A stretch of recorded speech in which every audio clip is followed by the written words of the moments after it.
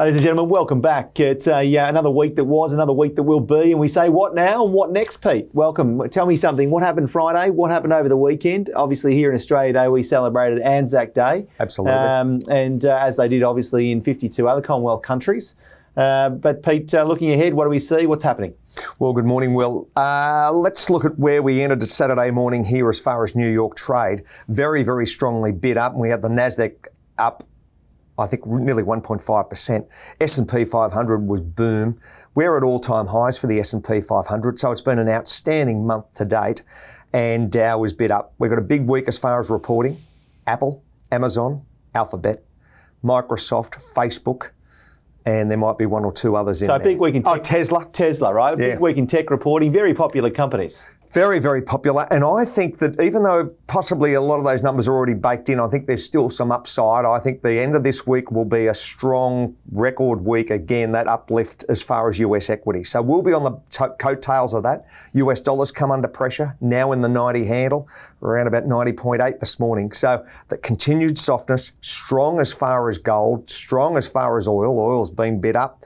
And maybe a little bit of movement this week as far as currency trades. Pete, a quick race around Europe, certainly perhaps even closer to home here in Asia. I mean, the latest in politics, markets, business, we're talking headlines like Iran. The US says it must lift sanctions. Will it? Won't it? Doesn't really matter. Well, under the Trump administration and Soleimani getting assassinated last year, I still believe that there's a lot of conjecture. Under the Trump regime, it was certainly very, very stringently adhered to as far as sanctions, and it was crippling economically for Iran. And even with oil exports, they couldn't eat. They were just tired. There was oil, pardon the pun, seeping through to some of the markets, but they're trying to play a different game now. And they're trying supply chain logistics and oil storage. Well, and sanctions. And perhaps even the sanctions. Yeah, the sanctions. There's talk as far as there's been drone attacks and issues as far as Syria, what's going on with Israel. So hopefully we don't get back to that storyline that we see wars again in the Middle East. So, okay, let's hold that one, park it. Stocks opening a little higher, basically around the market off the back of the Fed story. Yeah, that strong. I'm not expecting any surprises. I think surprises are certainly for children at Christmas, and I don't think we'll see any surprises this week, Will. So I think it's very much all central banks are singing from the same hymn book. They're very, very, very determined to just keep everything rolling along at the same level of participation, driving forward, and more importantly, you've got some of these countries. You've got double dip recession euro. You've got the fourth wave now coming through as far as coronavirus in Japan, and the US seems to be, coming out of the blocks and continuing to uptick. So with US equities, big story there. I mean, US equities. I guess the clash will become between the investors, the Fed, and perhaps the recovery in terms of the dollar. The dollar, yes. I think that continue to be softness, and I'm not expecting that to really reverse anytime soon. A headwind would have to be Biden's projected tax increases for large income earners and for capital gains. So there's something that could cause a few rumblings as each month wears on this till we see Christmas for 21. So that's not a good news story. That's going to impact, and they're talking about they're quite significant raises. So let's just see where that beds itself. But at the moment, I think we've had a tremendous month, Will.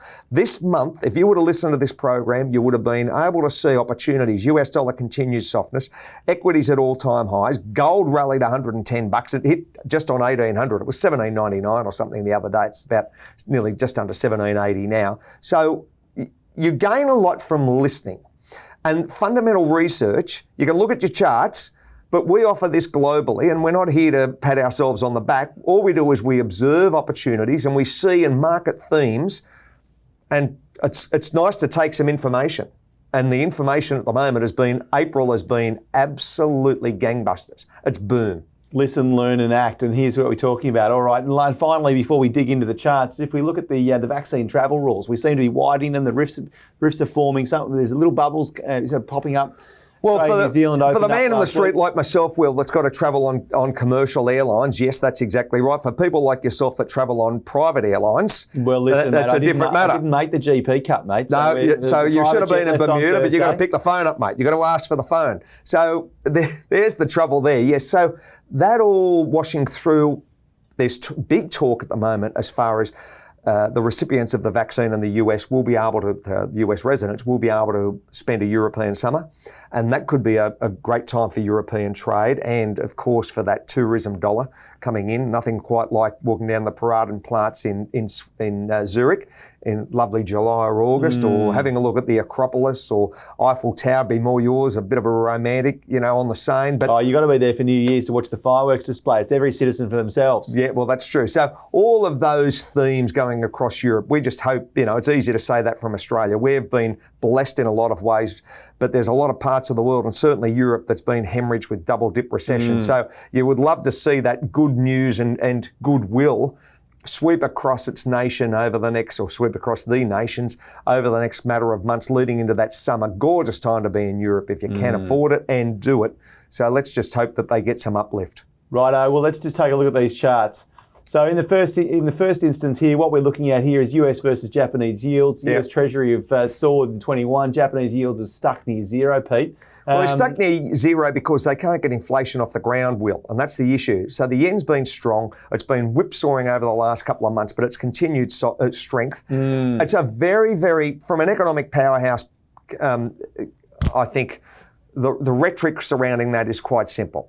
The demand for Japanese goods has been record highs, very, very strong. Its growth numbers are very, very good. Fourth wave as far as coronavirus, that's not a good thing. And I haven't heard any updates in the last matter of a week. What is happening with the Olympics? Do you go, is it virtual? I don't know if there's any spectators. We've pushed it back a year now, and we've only got a matter of months until it's actually on. Wonder if Usain comes out of the blocks. We sponsored him at one stage. He was our global ambassador, Usain Bolt, and he won 3 gold medals. Wouldn't it be a surprise that if he came out of the blocks, Will? So you never know. He might be training in secret, and he might even come back. It'd be lovely if he did. It's a bit of a random one, that one, but you never can put a good man down. Well, it's interesting. I've just Googled it while you're chatting, mate, and the report in the London Times of London, which has set off the latest debate, suggests that, let me see, that basically no one wants to be the first to say so, but the consensus is the whole thing's going to be too difficult. That worries me from logistics, and then that's what happened in 1940. We didn't get an Olympic Games. Jesse Owen was the hero, of course, of 36 in Berlin, and 44, I don't believe there was an Olympic Games either. 48.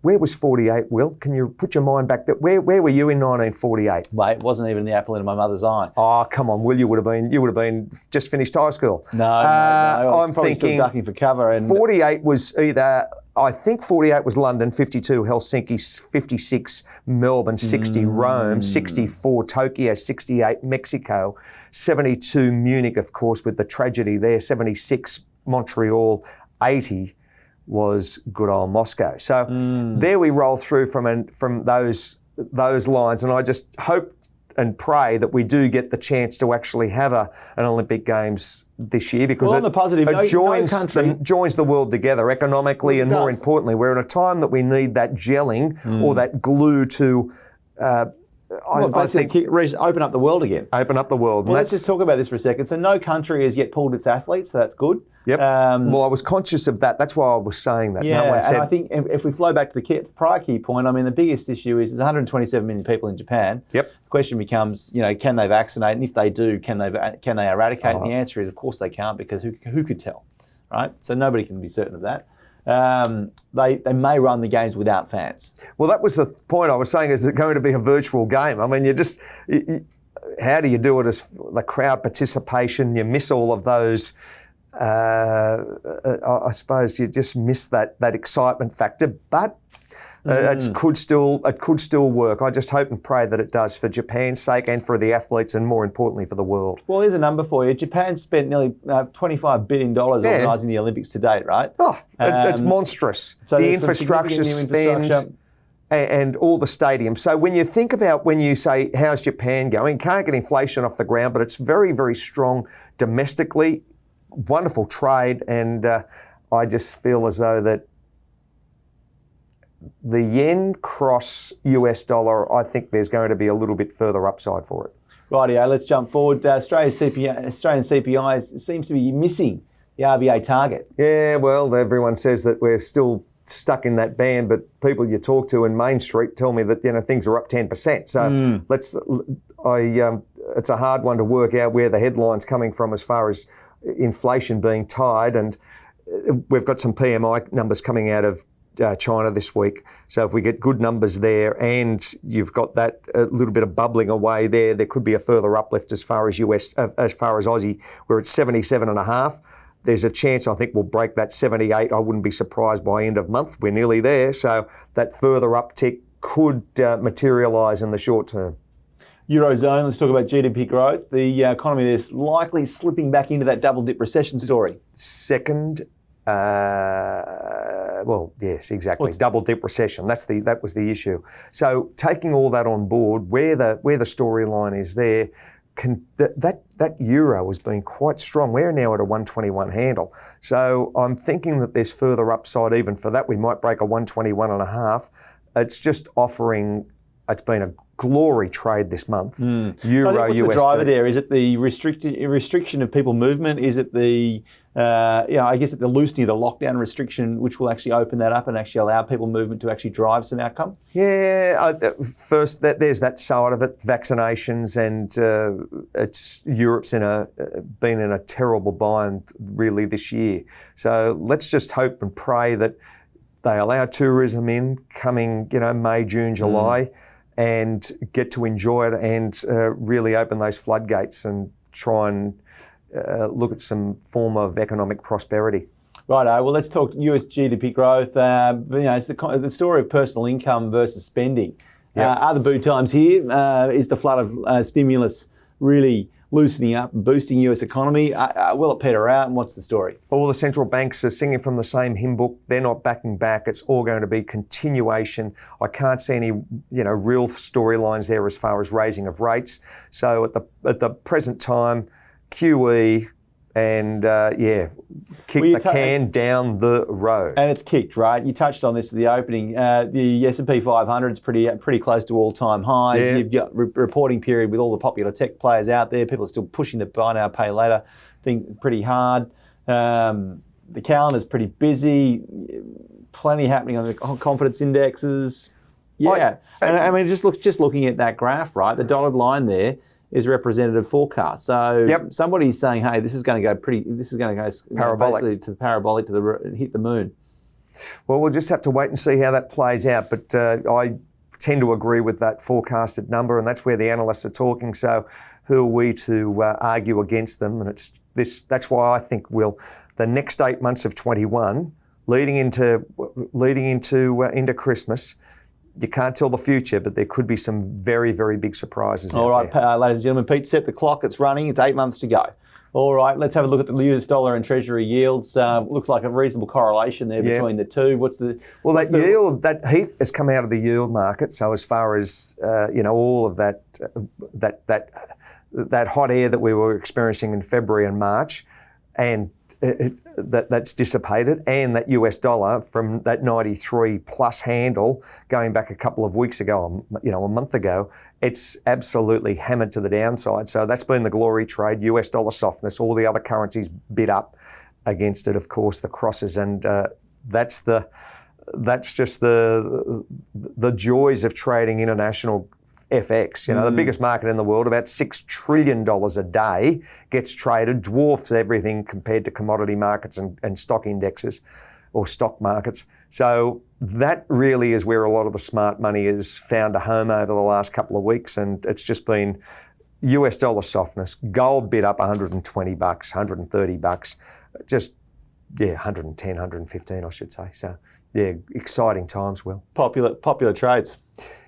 Popular, and that's where traders, you can trade one market and you can look at your phone and go, yeah, I've got that covered and I'm thinking everything's okay. And then you've got the big days that you see and you start wrapping the screens up and it's like this. And you've got your good traders at home or trading in their wherever they do it, bedrooms, environments, offices, and you've got 8 screens up and it is boom. And you got them and you're locked and loaded and it's 24 hours a day and many traders are on that. They're riding push bikes, stationary, getting that oxygen uptake. They feel good in themselves and they're watching these markets really booming.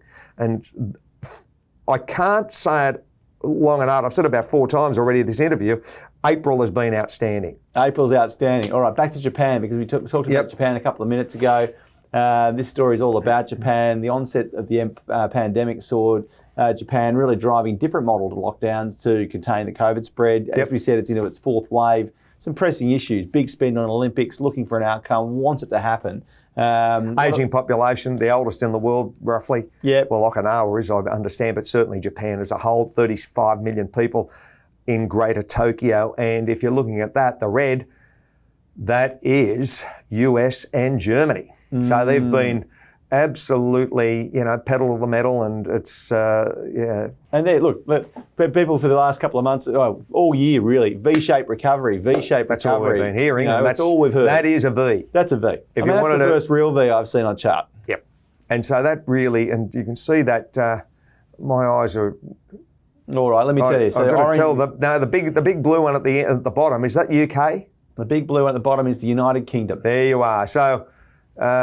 That's the story there, and then it's just easy to really visualise with that chart. It's just that is a V shape, and I mean that sincerely. That just demonstrates from an economic standpoint to the non-economists when they quote a V-shaped recovery, that is textbook, absolute textbook. Where we go, as I said, for the next 8 months. I can't tell the future. And just for viewers, that's a Q2 recovery, right? The Q2 was the absolute rock bottom. This time last year, man. This time last year. And, hemorrhaged. Rolling out of that, you sort of get into the later part of last year, sort of just, I guess that October, November period, rolling into December, and we're just sort of starting to see that flattening out there, and there's still some growth trajectory in some, but you can see the green, for example, which is... let's see. Italy? It is Japan, actually. Oh, no, it's Italy. Italy, yeah. The Italians have had a pretty tough time over the last matter of months. So their economy is starting to, turn back down a little bit. So, as I mentioned, that next 8 months leading up to Christmas is going to be very interesting. And when you look at those numbers, you look at the PMIs, GDP forecast, where does currency plays, and what happens as far as, we just said, 4th wave hitting Japan. No one can tell the future. If you were here this time last year, it was impossible to forecast. Cover your downside, let the upside take care of itself, Pete, and that's the way of the world. And wrapping up the final slide here, we're talking once again, Japan has been the hot topic. We are looking at US versus Japan. This is Treasury. This is the yields. Again, the US yields. Well, have a look at that. Yields sort of stuck again near zero. Exactly. And that's been the good news story as far as yields down, so in turn US dollar down, so in turn equities up, risk on, and it's just away to the races. S&P 500 at all-time high. NASDAQ, I'm expecting a continued uplift this week.